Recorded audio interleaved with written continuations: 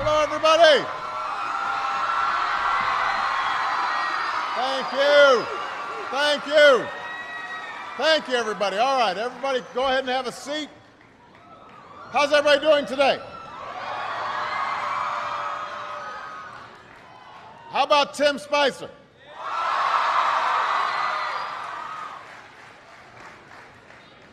I am here with students at Wakefield High School in Arlington, Virginia, and we've got students tuning in from all across America, from kindergarten through 12th grade. And I am just so glad that all could join us today, and I want to thank Wakefield for being such an outstanding host. Give yourselves a big round of applause.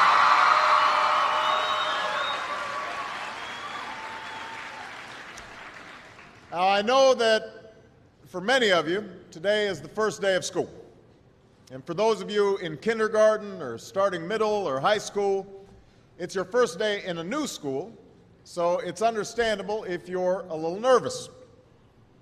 I imagine there's some seniors out there who are feeling pretty good right now, with just one more year to go. And no matter what grade you're in, some of you are probably wishing it were still summer, and you could have stayed in bed just a little bit longer this morning. I know that feeling. When I was young, my family lived overseas. I lived in Indonesia for a few years. And my mother, she didn't have the money to send me where all the American kids went to school.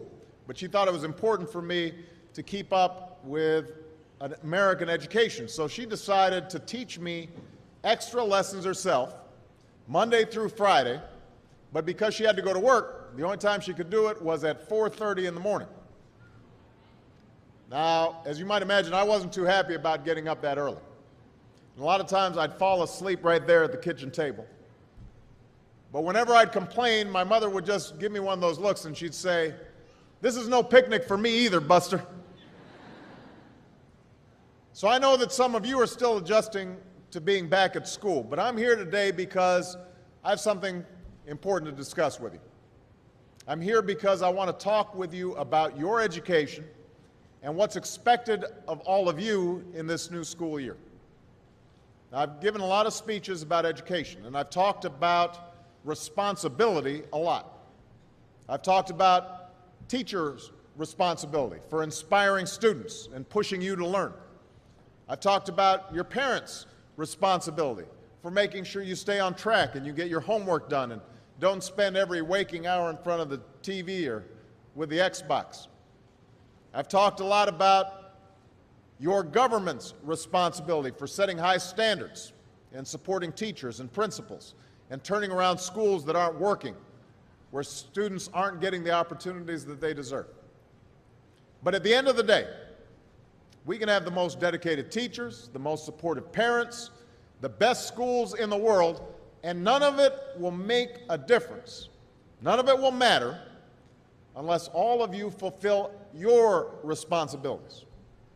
Unless you show up to those schools, unless you pay attention to those teachers, unless you listen to your parents and grandparents and other adults and put in the hard work it takes to succeed.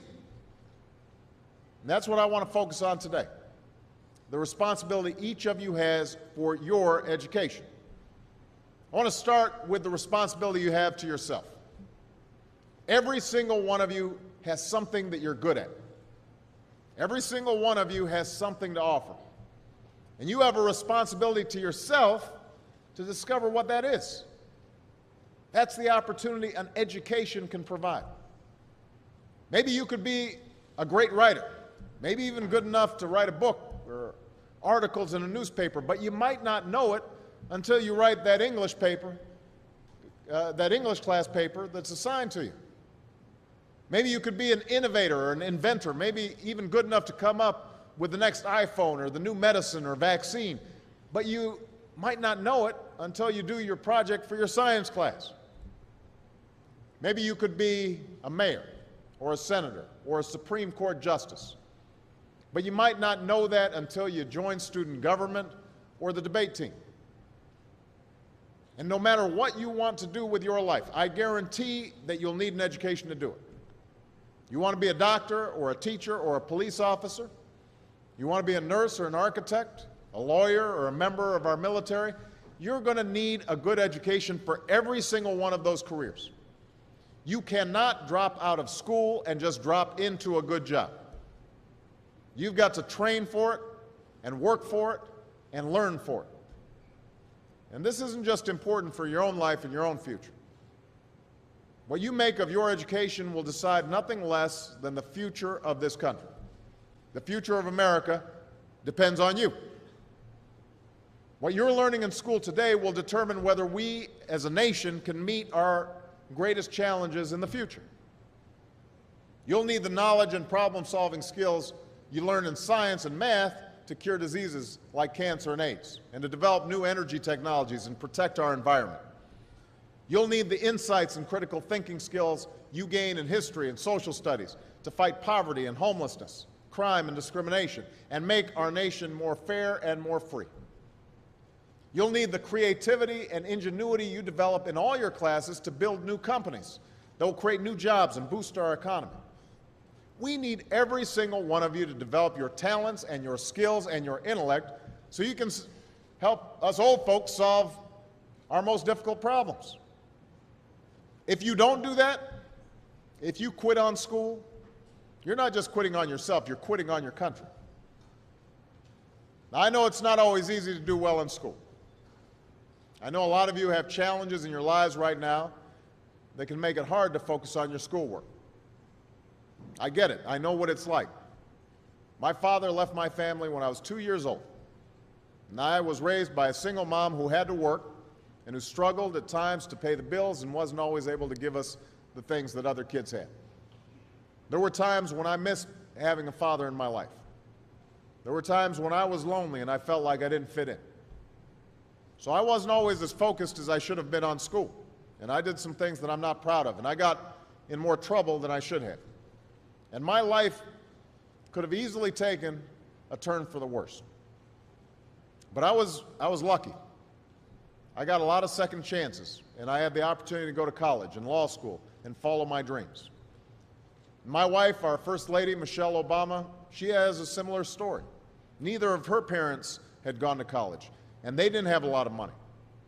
But they worked hard, and she worked hard so that she could go to the best schools in this country. So some of you might not have those advantages. Maybe you don't have adults in your life who give you the support that you need. Maybe someone in your family has lost their job and there's not enough money to go around. Maybe you live in a neighborhood where you don't feel safe or have friends who are pressuring you to do things you know aren't right. But at the end of the day, the circumstances of your life, what you look like, where you come from, how much money you have, what you've got going on at home, none of that is an excuse for neglecting your homework or having a bad attitude in school. That's no excuse for talking back to your teacher or cutting class or dropping out of school. There is no excuse for not trying. Where you are right now doesn't have to determine where you'll end up. No one's written your destiny for you, because here in America, you write your own destiny. You make your own future. That's what young people like you are doing every day all across America. Young people like Jasmine Perez from Roma, Texas. Jasmine didn't speak English when she first started school. Neither of her parents had gone to college, but she worked hard, earned good grades, and got a scholarship to Brown University, as now in graduate school studying public health, on her way to becoming Dr. Jasmine Perez. I'm thinking about Andoni Schultz from Los Altos, California, who's fought brain cancer since he was 3. He's had to endure all sorts of treatments and surgeries, one of which affected his memory, so it took him much longer, hundreds of extra hours, to do his schoolwork. But he never fell behind. He's headed to college this fall. And then there's Chantel Steve from my hometown of Chicago, Illinois. Even when bouncing from foster home to foster home in the toughest neighborhoods in the city, she managed to get a job at a local health care center, start a program to keep young people out of gangs, and she's on track to graduate high school with honors and go on to college. And Jasmine, Andoni, and Chantel aren't any different from any of you. They face challenges in their lives just like you do. In some cases, they've got it a lot worse off than many of you. But they refuse to give up. They chose to take responsibility for their lives, for their education, and set goals for themselves. And I expect all of you to do the same. And that's why today I'm calling on each of you to set your own goals for your education and do everything you can to meet them.